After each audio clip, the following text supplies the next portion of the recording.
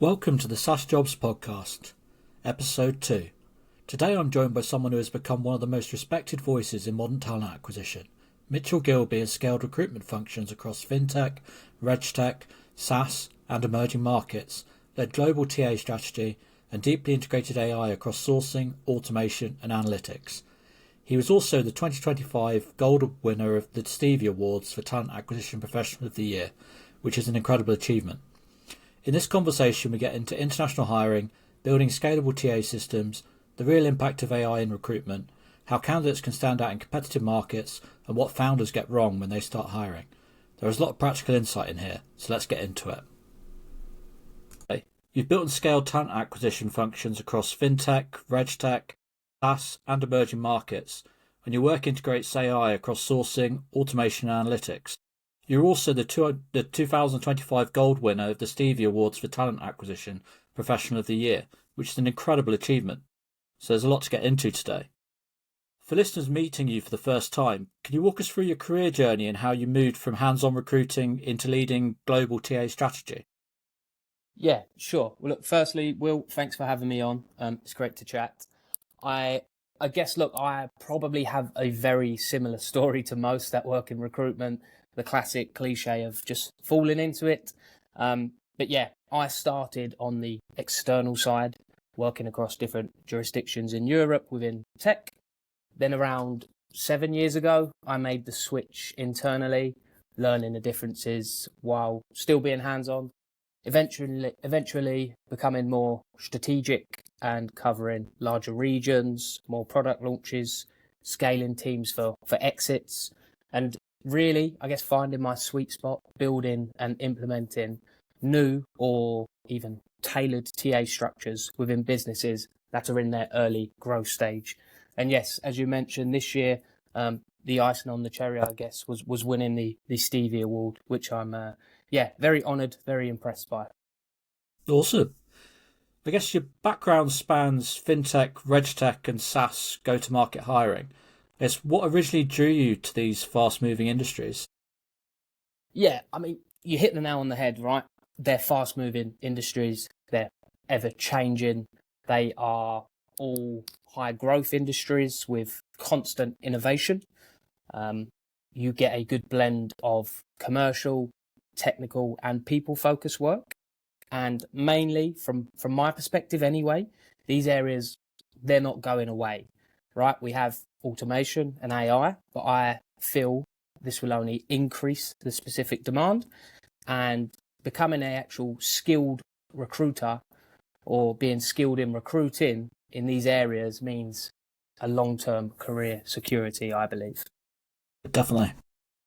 So you've worked across the UK, USA, EMEA and UAE. How has the international aspect of your work shaped your approach to talent acquisition?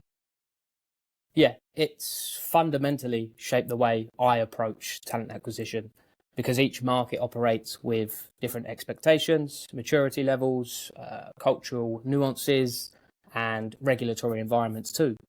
I think it's also strengthened my communication with stakeholders, as I'm able to advise them on realistic timelines, salary positioning, sourcing strategies by each market. I guess ultimately working internationally has made me more adaptable, more data-led, and I guess more culturally aware also. Yeah, no, great. And you mentioned building world-class talent functions and architecting systems, not just filling roles. So what does building a scalable talent acquisition infrastructure actually look like in practice? Well, for me, building a scalable TA infrastructure means creating a recruitment ecosystem that can flex and align with the business. Instead of relying on reactive hiring or individual heroics, if you will, it's about designing repeatable, data-led, and efficient processes that consistently deliver great talent, regardless of hiring volume or market conditions. So in practice, I guess a few key areas for this are, clear role qualification frameworks from the offset, consistent competency-based interviewing, strong systems, and especially nowadays, automation. Proactive talent pipelines is a huge one. A feedback-driven candidate experience also, and any sort of embedded workforce planning is also a big one for me. Yeah, absolutely. So when you join a company like Fixio or Zeal Group, what's your first step in diagnosing what needs fixing or modernising? Being curious, Will. Curious is my ethos. It's what I live by. Asking questions, doing your discovery, that is vital. So for me, I want to understand how the current TA function actually operates. So what are the processes, the systems, the pain points, the pitfalls, what's affecting business outcomes, goals, revenue, etc., etc. And this comes from the talent team. It also comes from stakeholders and hiring managers across the business. You want to get everyone's perspective, right? It's different if you're building a TA structure from scratch, where you're coming into a role. But if you are coming into a role, where there's stuff already in place, look, I don't want to say, look, we're completely tearing this down, changing everything, building something new. My process is the best. We'll be doing it my way, end of. No, I need to understand also what currently works, what people across the business like, how they like to work, what aligns best with the company, its values. And once I actually have that full picture, I can then prioritize the highest impact fixes. Again, whether that's, data, systems, processes, or even people. It's always good to remember, just because you've implemented a successful structure before, it doesn't mean it will work with every company. Yeah, no, definitely. Yeah, every company is unique. Mm-hmm. Yeah, so you've supported go-to-market hiring extensively. What are the most common mistakes SaaS companies make when hiring sales, customer success, marketing, or growth teams? It's a great question. A big mistake that comes to mind is assuming that past titles automatically translate into future performance. Go-to-market success is highly contextual, right? What works in large, well-established SaaS businesses often doesn't work in, your small, fast-paced, PE-backed scale-up businesses, and vice versa. And I think companies often tend to overlook that nuance. So, yeah, that plus hiring for pedigree instead of stage fit, I guess, underqualifying the role from the outset, overlooking enablement and expecting instant results. A big one is hiring for personality instead of capability. If leadership isn't aligned, is essential on things like ideal customer profiles, quota expectations, the actual product's maturity itself, the geography, the compensation, the market, then the hire ends up being a sort of moving target, if you will. So ultimately, the best SaaS GTM hires come from clarity. So clear goals, clear ICP, clear expectations, and a tight qualification process too. Absolutely. So how do you balance speed of hire with making sure you maintain high quality and predictability in outcomes? Yeah, for me, well, firstly, I really love this question, because for me, speed and quality aren't competing priorities. You get speed because you have quality and structure. By focusing on clarity, consistency, and data, you get a good blend of both, right?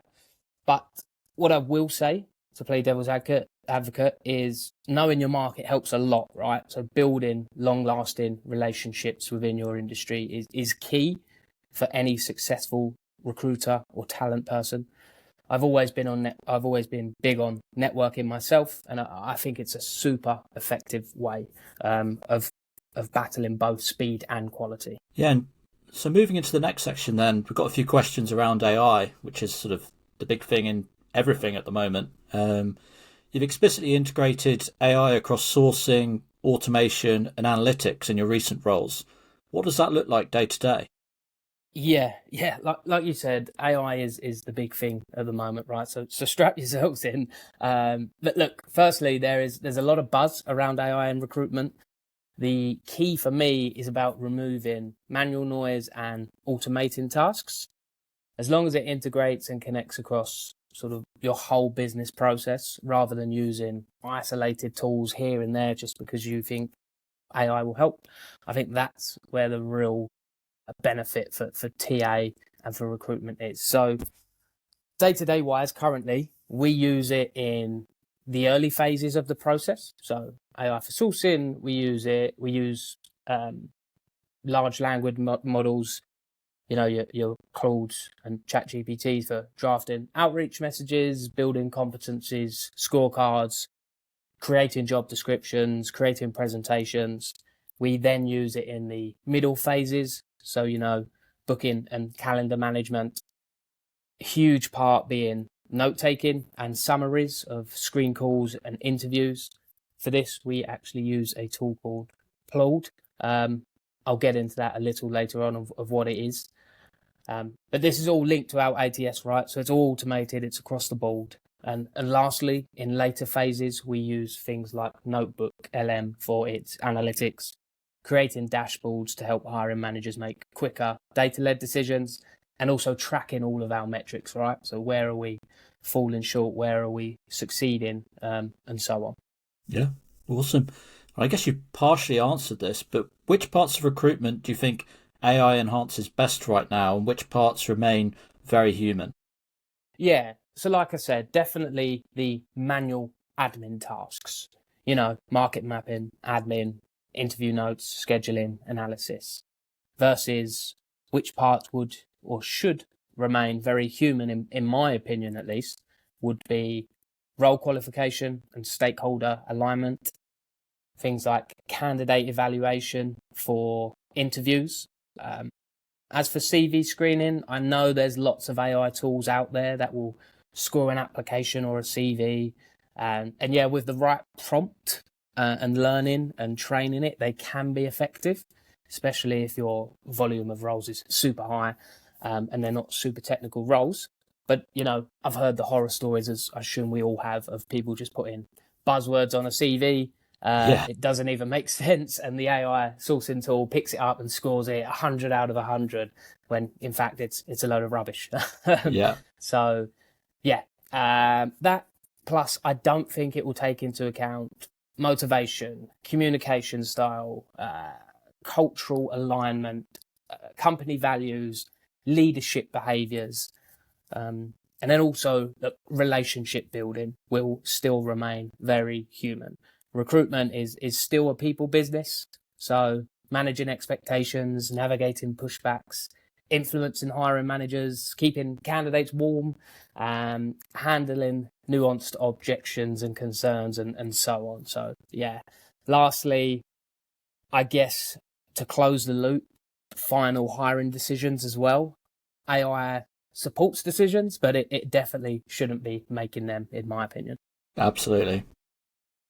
So, there's a lot of hype around AI taking over recruitment. From your Mm-hmm. perspective, what's realistic and what's nonsense?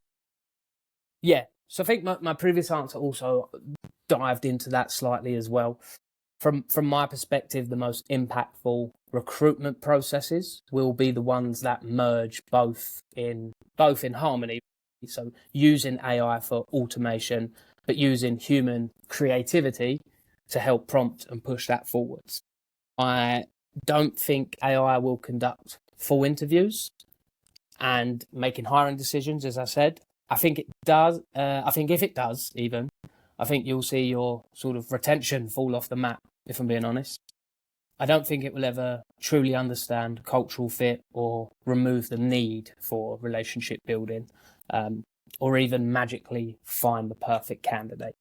Yeah. And how do you think early stage SaaS founders should think about using AI to build their hiring engine from day one? Yeah, I've had this conversation a lot, and it's a question all founders will be asking themselves. I I would say start by using AI to create clarity, not finding candidates. I think founders often jump straight to sourcing, but the biggest early stage hiring mistakes I've seen stem from unclear roles. And this is actually where AI can really help founders. So with things like building role scorecards, defining success metrics, benchmarking compensation, translating product or go-to-market needs into clear job descriptions, and actually creating those descriptions. From there on, I would advise them to use AI to automate everything that shouldn't take a founder's time, right? So again, the admin side, using sourcing tools to widen the funnel beyond who they already know in their market. And again, early stage analytics. Other than that, I would keep the human side very much human. During conversations I've had over the years, the smartest early stage founders I've come across use AI not to replace recruitment, but to build scalable hiring foundations long before they can actually afford a TA team, right? So Yeah. So you've worked in three, rapidly evolving industries: FinTech, RegTech, and SaaS. How would you compare today's hiring market across them? In a word, competitive. FinTech can be very commercially driven, sometimes even salary inflated.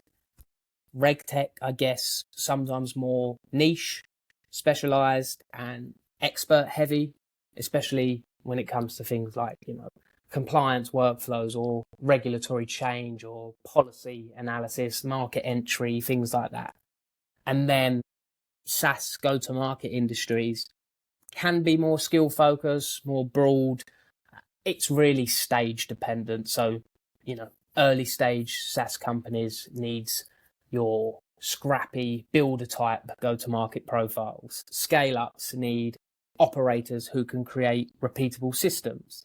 Enterprise SaaS needs strategic sellers who can navigate complex deals. So I think they're the sort of key differences, but all three super competitive for sure. Yeah. What roles or skill sets do you see as most in demand or hardest to hire for right now? For me, right now, the hardest roles to hire fall into two categories, being highly specialized technical skills and commercially critical go-to-market roles that require very specific sort of stage fit. Purely because the demand is high, supply is limited, and expectations between candidates and businesses often don't align. Because of this, the recruiter's ability to qualify and influence and align stakeholders actually becomes critical in these areas. And so candidate expectations have shifted a lot over the last few years. What changes have you noticed most clearly?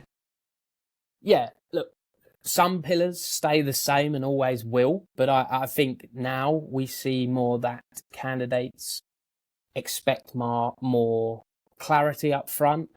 We see that flexible working and flexibility is no longer a perk, if you will. It's an expectation. A big one we see, especially with what I see with the younger demographic, is that development and progression have become sort of a non-negotiable. So clear outlines need to be set, clear pathways, promotions, etc. And I think lastly, values and culture, they matter far more than before. They're not just buzzwords. And no, I'm not talking about ping pong tables and fresh fruit when I say that either. Yeah. As companies expand into new markets, what are the biggest hiring pitfalls they hit? Well, I think when companies expand into these new markets, the hiring challenges tend to look different on the surface, but the underlying patterns actually are almost always the same, right? The biggest pitfalls come from misalignment, making assumptions, and underestimating how different each market really is.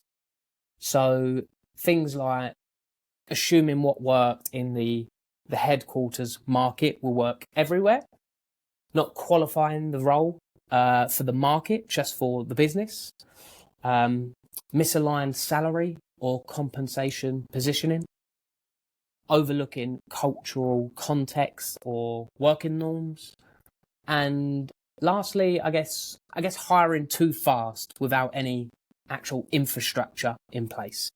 Yeah. So I guess going into specifics, you've helped firms scale in EMEA, UAE, UK, and USA. What's the pattern and what's very different between the regions?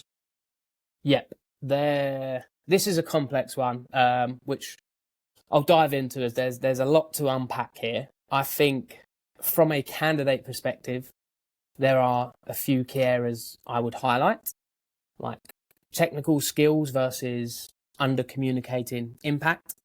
And for people listening, what I mean by that is, especially in these digital and data roles, right? Candidates often talk about tools, methodologies, frameworks, but they don't clearly articulate the business impact, the revenue influence they have, customer outcomes, and sort of problem solving depth. Another mistake I see is not tailoring their story to the company's stage. This is a biggie, especially in the GTM space. So for hiring, for example, candidates from large enterprises often assume processes will already exist. They'll struggle to show that builder DNA, if you will. They talk in abstractions rather than specifics. Meanwhile, on the flip side, startup candidates sometimes underplay their rigor. They lack structured thinking sometimes, and they can fail to translate sort of scrappy experience into scalable practices. Another mistake being not underestimating the importance of cross-functional collaboration. Digital, data, go-to-market roles succeed through alignment with, product, sales, marketing, compliance, if you're in FinTech and RegTech, engineering, all across the board. Candidates often talk as if they work in silos, so that is a red flag and a key that we see quite often. Another being poor understanding of the market they're actually entering in. So particularly in your emerging markets, hiring in EMEA, UAE, B2B, SaaS expansion areas that I have, candidates often don't understand the local ICP. They assume, UK dynamics apply everywhere. They don't. Yeah. They misjudge and ramp expectations. They underestimate the actual cultural nuances, and they fail to research on the regulatory context side. So this really signals a sort of lack of, commercial curiosity, if you will. Not to keep listing on, but the last two mistakes I'll mention would be not preparing thoughtful questions. And this goes across any role really, but strong companies in these areas expect candidates to probe deeply into strategy, into customers, KPIs, enablement, stuff like that. And lastly, underselling communication, your storytelling, your executive presence, if you will. In go-to-market and data especially, the ability to simplify complexity is key, to influence decisions, to present things clearly, and also to build trust. These things are as important as a technical skill set, if you will. But to round off, to finish off, I'll throw in a tip rather than a mistake, which would be to focus on responsibilities as well as achievements, right? And what I mean by this is most candidates list what they did, but not what they delivered. So a lot of hiring managers will want to hear, metrics, conversions, turnaround times, growth results, go-to-market performance, and also things like stakeholder wins. So yeah, a lot to unpack there, but I really hope that answer resonates with a lot of people that are listening. Yeah. And that sort of segues nicely into some practical advice for job seekers in the next section. Mm-hmm. With your experience in digital data, GTM, and emerging markets hiring, what's the most common mistakes candidates make? You've touched on this a bit. But... the golden question, right? Well, in competitive markets like your FinTechs, your RegTechs, the candidates who stand out aren't just the ones with the right experience. It's the ones who show clarity, commercial awareness, and again, my favorite word, a genuine curiosity about problems they're solving. So that way they can translate experience into business impact. They can show structured thinking, clear communication. They can demonstrate cross-functional maturity.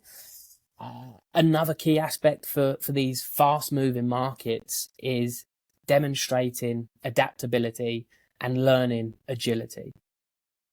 Lastly, something all candidates should be doing is being prepared and having thoughtful questions lined up during any such interview process. Yeah, what actually makes a candidate stand out to you in competitive markets like FinTech and RegTech? Yeah, I think the smartest way for a candidate to stand out and break into a SaaS or a FinTech market is to reposition your experience around the problems these industries and these companies solve.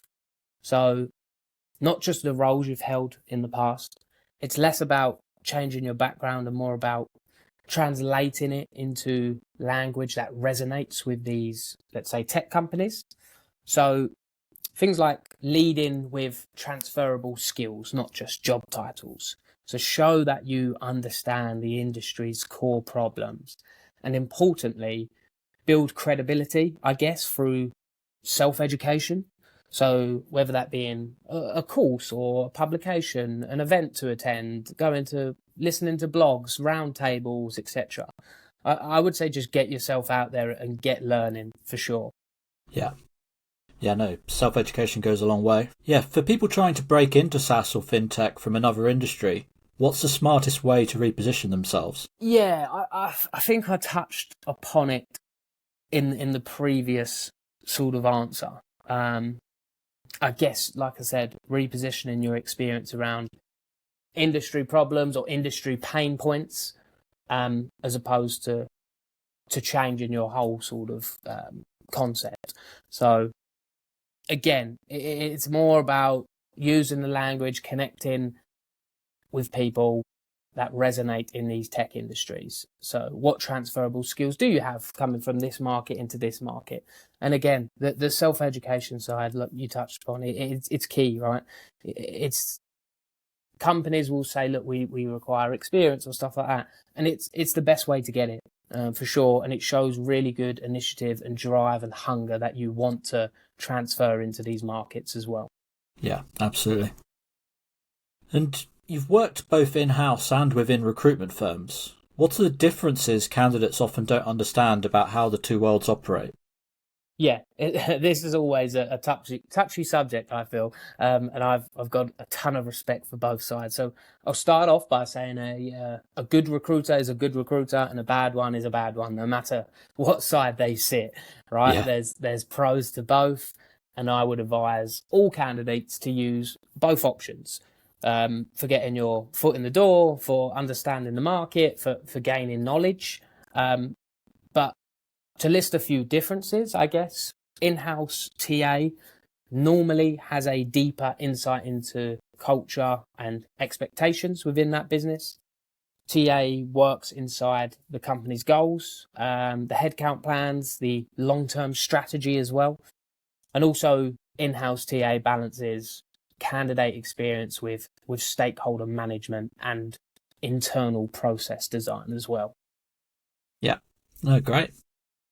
And so I guess looking ahead and sort of wrapping up, where do you see TA evolving over the next 5 years? I think our favourite buzzword, AI, will play a huge factor. And look, anyone not implementing it will fall behind for sure. I see this in the future helping us evolve from a delivery function into a much more strategic, intelligence-led discipline, if you will. I believe the value of TA will come from intelligence, strategic partnerships, and the ability to actually influence outcomes, not from your, CV screening or scheduling. I think the function itself will probably, but let's be realistic, it will probably become smaller in terms of size of teams, but also it will become smarter, more data-driven, and far more business critical moving forward. Yeah. Yeah, and if you could give one piece of advice to every SaaS hiring manager listening, what would it be? If I could give one piece of advice, it would be spend more time getting the role right before you start hiring. Clarity at the beginning saves you weeks of pain later on in the process. If you get the role definition, the success metrics right up front, everything else becomes easier. The sourcing, the interviewing, selection, onboarding. I would finish by saying, remember, great hiring starts long before the first CV ever arrives at your inbox. Yeah. And one piece of advice for job seekers? Job seekers wise, don't just show what you've done, show the impact you've made. Companies hire outcomes, not a list of responsibilities. If you can articulate your impact clearly, tailor your story to the company's stage, and show genuine curiosity about the problems they're trying to solve, you'll stand out in any market, even the really super competitive ones. And most importantly, I know times are really tough. It's super competitive. So I hope these tips do help. And as hard as it can be, just don't give up. So finally, where can listeners connect with you or follow your work? Yeah, listeners can follow me on LinkedIn. That's where I do most of my business related content and posting. You'll see a range of updates from Vixio, the company I work for now, the RegTech, financial services, payments and gaming industry updates. You'll see hot topics. And you'll also see a lot of updates about my dog Loki too. But yeah, they can also see our work, Vixio's work, on our website and our careers page at vixio.com. Yeah. And just to wrap up with a few rapid fire questions then, I guess, what's your favourite SaaS tool that you can't live without? Favourite SaaS tool I can't live without is Claude. I mentioned it earlier. It's a note-taking tool. Right, admin is my biggest pet hate. And this tool, unlike others, it transcribes phone calls, right? Rather than Google Meet calls or anything like that. Actual, just normal phone calls, it picks up on and transcribes. As well as in-person meetings, you can just clip it off the back of your phone. So it's a piece of hardware. You put it down on the table, you click record. It summarizes it. It gives you to-do lists off of it. It mind maps for you. For hiring in volume and for meetings and admin, it's an absolute gem. So I'd recommend it for all. It's PLAUD. It's awesome. Yeah, great. And one book or podcast you'd recommend to hiring leaders? Yeah. Well, normally, I'll be honest, I'm usually more of a murder mystery reader type. Yeah. But when it comes to the industry, a good read is a book called Who? The Method for Hiring, especially if you're new to the industry. It's by, what's the guy's name? It's Jeff Smart and Randy Street, I believe. And for someone new into hiring or the industry, it covers everything. It even has things like scorecards of interviews, like sort of mistakes and so on. It's a really, really cool, in-depth book. Yeah. And if you could improve one thing about recruitment overnight, what would it be? One thing about recruitment overnight. In a word, alignment. If I could improve, one thing, it would be alignment. It would true upfront alignment between hiring managers, TA, external recruiters, the business, right? Most hiring challenges don't come from sourcing candidates. They come from unclear expectations and misaligned definitions of success. That plus from a candidate experience, ghosting candidates. Let's please get rid of that for sure. Yeah, no, that's great. Well, yeah, thanks for your time today, Mitchell. That's been exceptionally informative. Awesome. Well, look, Will, I really appreciate it, and once again, thank you for having me on. I guess going back to your previous question as well, podcast wise, look, definitely listen to the SaaS Jobs podcast with yours truly, Will Stewart. Thanks, Will. Appreciate it. Yeah, thanks, Mitch. Cheers. Bye.